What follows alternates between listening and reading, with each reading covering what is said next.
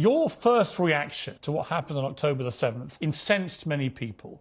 You posted on Substack a piece about what had happened on the day, and it included this. For the past 20 years, the people of Gaza, half of whom are children, have been immured in a concentration camp. Today, they breach the camp's walls. If we honour John Brown's armed resistance to slavery, if we honour the Jews who revolted in the Warsaw Ghetto, the moral consistency commands that we honour the heroic resistance in Gaza. I, for one, will never begrudge. On the contrary, it warms every fibre of my soul. The scenes of Gaza's smiling children as their arrogant Jewish supremacist oppressors have finally been humbled. And you ended by saying, the stars above in heaven are looking kindly down. Glory, glory, hallelujah. The souls of Gaza go marching on. Do you regret the tone of that initial response to what happened? My initial response was to the initial news stories. Initially, what we were informed was that there was a breakout from Gaza concentration camp, that approximately 1,500 people had broken out, and that about 50 people, that was the initial number that was given, approximately 50 Israelis were killed. The number gradually grew, went from 50, a couple of days later it went to 100. The number didn't reach 1,400 until about 10 days later. Initially, it was reasonable to assume that people had been killed in a firefight, which was not the case, at least not fully the case. So my initial reaction was to the initial news stories. By the third or fourth day, I was clearly compelled to rethink my initial statements and try to make sense of what was clearly a moral quandary. And at that point, I I considered my judgment on the basis of the new information that was available. And I admit, I have said to you, it was a moral quandary for me. And I said in many interviews that it was for me a very burdened moment because I wasn't entirely confident in my moral judgment. And it was at that point that I started to look back at what the white abolitionists had to say when Nat Turner carried out a slave rebellion and many whites were hacked to death. Children were beheaded, and I wanted to see, because I was not confident of my moral judgment, I wanted to see what did the white abolitionists, those who fought against slavery, had to say. And I looked at what William Lloyd Garrison, probably the most famous of the white abolitionists, and he said, horrible things happened during Nat Turner's rebellion, but if you read his statement, he wouldn't condemn Nat Turner or Nat Turner's All right, well, let me ask you, Let me ask you, given you now know the scale of what happened, given you know 1,200 people were killed, including 800 or so completely innocent civilians, given you know the full scale of this attack, I've asked a lot of guests these two questions, and I'll be curious about your answer. One, would you categorize it as a terror attack? And secondly, would you condemn Hamas for what they did?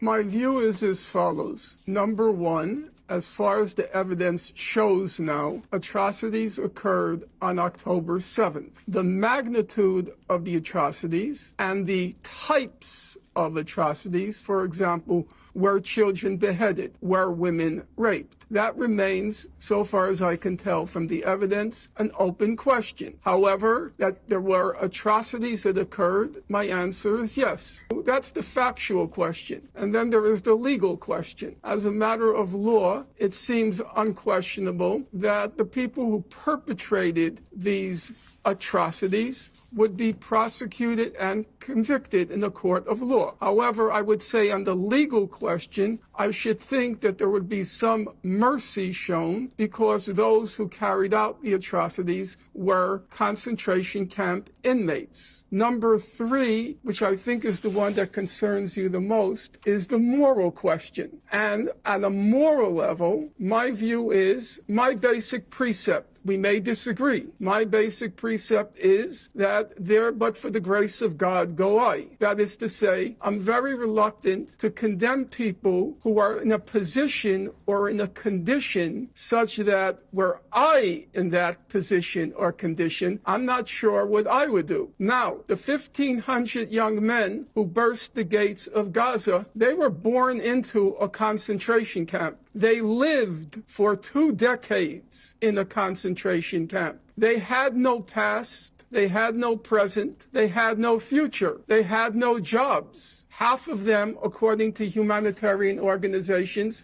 suffered from what's called severe food insecurity. And then on top of that, as I'm sure you know, Piers, because you keep up with the news, periodically Israel goes into Gaza and it mows the lawn. And you know what mows the lawn means. It means a high-tech massacre in Gaza. In 2008-9, Operation Cast Lead, 2012, Operation Pillar of Defense, 2014, Operation Protective Edge. And in each of these high-tech massacres, visited the people of Gaza, in some cases hundreds, in some cases thousands of Palestinians are killed. Okay, and let me ask you... In fact, just in Well, let me ask you on that point. In light of... And on that point, I've got one question about that. It seems to me what you're trying to paint is a picture of some kind of moral justification for what Hamas did. And that's where you lose me, because I don't see why there could be anyone who can see the scale of what Hamas did on October the 7th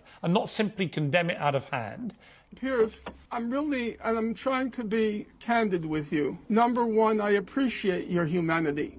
I do.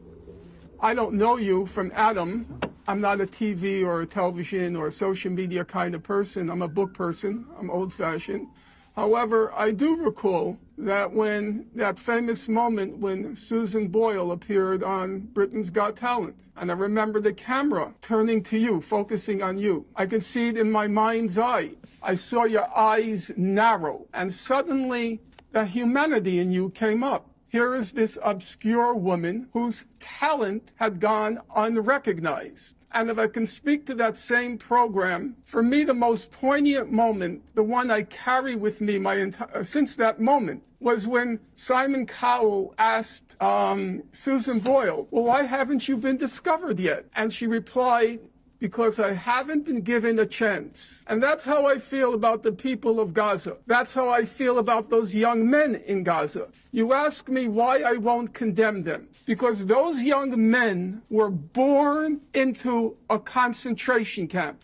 They were born into among the most dense populated places on God's earth. Half of the population of Gaza is children. 70% are refugees who were expelled from Israel in 1948 and their descendants. 70% of Gaza's youth have no jobs, no future, no nothing. They are Susan Boyle times 10,000, never given a chance. And as things looked the night before October 7th, when the question of Gaza was disappearing from the public stage, I will admit to you, Piers, I myself had given up on Gaza. In 2020, I decided it's hopeless, it's pointless. I only have a finite number of years left in my life, and it's time for me to move on. And I'll tell you, that was a wrenching